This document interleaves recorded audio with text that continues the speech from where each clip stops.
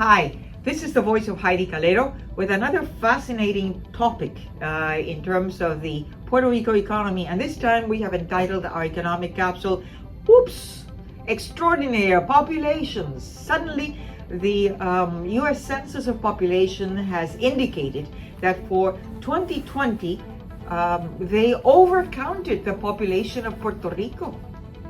I'm depicting for you in this first graph from 1950, the census of population, throughout 2020 with the red bar, 2020 with the latest figures that they have said. And notice that this is not an insignificant reduction. We were surprised from 2000 to 2010 when Puerto Rico lost about 70,000 in population.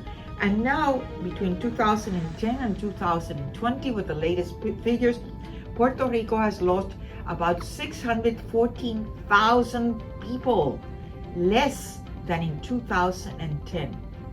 Back in the 1950s, when Puerto Rico was just engaging in this Operation Bootstrap, it was the effervescence of really Puerto Rico focusing on its economic development, a new formula, political formula with its Commonwealth, Puerto Rico and the United States, and Puerto Rico trying to address poverty with putting aside all these political differences of statehood, independence, or even now a new status, the Commonwealth, that Puerto Rico was engaging in.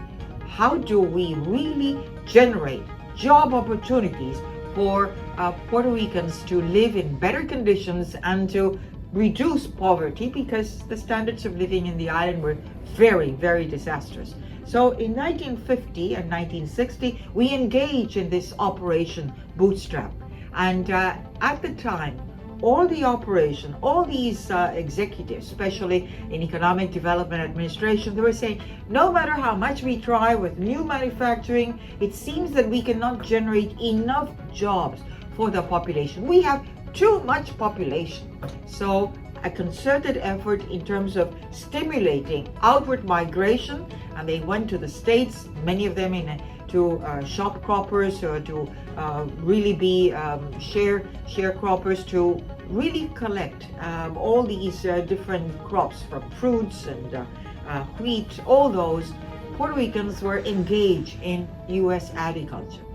Now we are told, hey, this is this lower population, which you would imagine that if it was a bad problem back in the 1950s, 60s, because we had too much population, now we have lower population, and now that seems to be a bad thing. And yes, it is bad. You know why?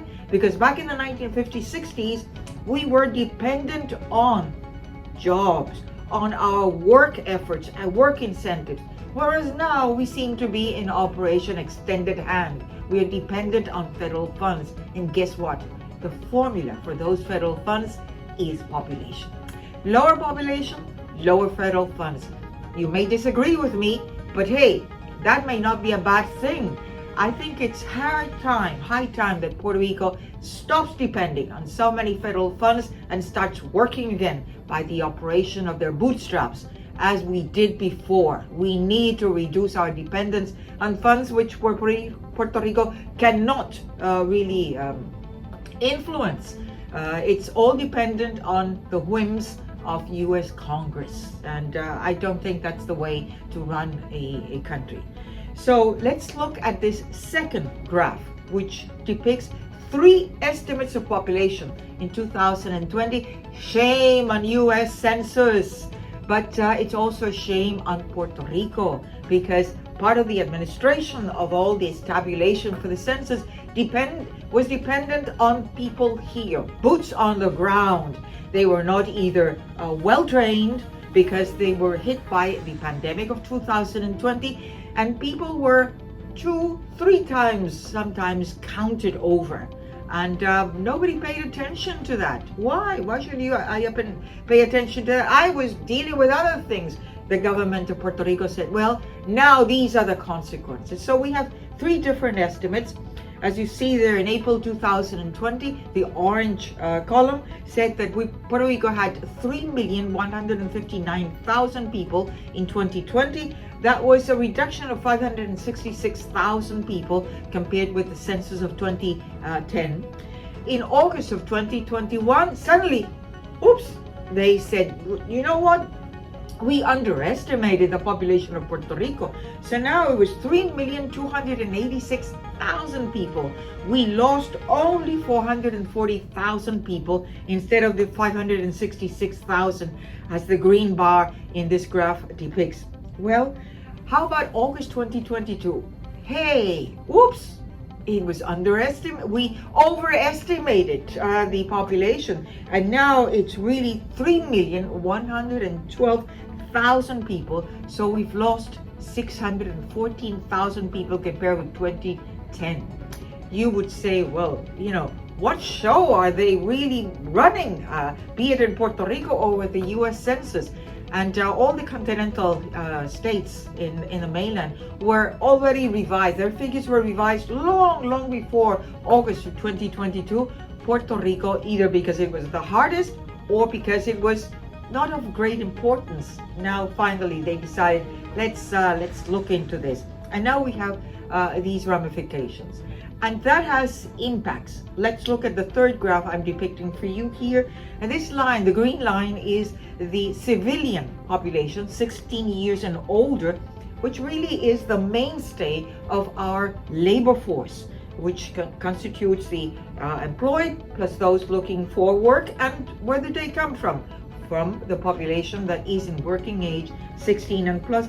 And here we have from 2000 to 2022, and we are looking at the green line, which depicts what the Department of Labor told us in 2020 based on what we were told before the April of 2020 estimate. They estimated the 16 years plus population was 2,730,000 people. Department of Labor has not yet revised all these figures, so I'm doing this for you based on what they said were the adjustments between 2010 and 2020. Back then, with the unrevised figures, if we adjust that with the new revisions that were given by the Census of Population, and they said, look, this group of 30 to 39, I think it was less than 5.6% lower than we said initially, and the group of 40 plus 50 is about 9.6% lower. So we adjusted those two demographic figures, and we adjusted that in terms of the civilian labor population, and it's that orange line. So we have a lower civilian population, and that means that our labor force, our labor market has just shrunk, and that has important ramifications. Let's look at the last table, only to scratch the surface of what the implications of a declining or a falling population are for Puerto Rico. And we have, less population, lower demand for retail sales. And if there is lower demand for retail sales, or even lower demand for production, if that is lower demand for production, unless we suddenly discovered that we are going to be all in for exports, more exports, we are going to be seeing a decline in our labor market, and that implies a higher unemployment rate, less people, lower innovation in the universities, in the public schools, less students. And so we should have great education, because there are $3 billion in that budget of the Department of Education, yet we have students that are failing grades in science, in Spanish, in math, in English. It's really a shame. We will have possible consequences of lower per capita income.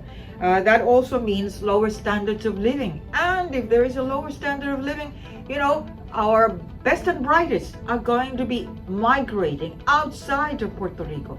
And that means that for the population that stays in Puerto Rico, the elderly, that will place more of a burden on those who are participating in the labor market, because the dependence ratio is going to increase. How about paying the pensions? How about all these tax revenues that this redefinition of essential services, which neither the legislature nor the Oversight Fiscal Board in Puerto Rico has refused to define. What is the consequence of that? We will have more in terms of what construction of housing is there going to be? Is it going to be lower purchasing power for accessible housing, which continues increasing in price? There are so many ramifications, and in terms of our best and brightest who will be already migrating. Yes, the impact of a falling population is humongous. This is not just an standard or insignificant event in terms of these statistics. So beware that all these feasibility studies, certificates of need in health, all these incidents of health in terms of diseases, death counts, all that is really reliant on good estimates of population. If you like our economic capsules, don't forget to subscribe to the Voice of Heidie Calero in YouTube and give us a like in those capsules that you like. And don't forget, the economy is all of us. Thank you.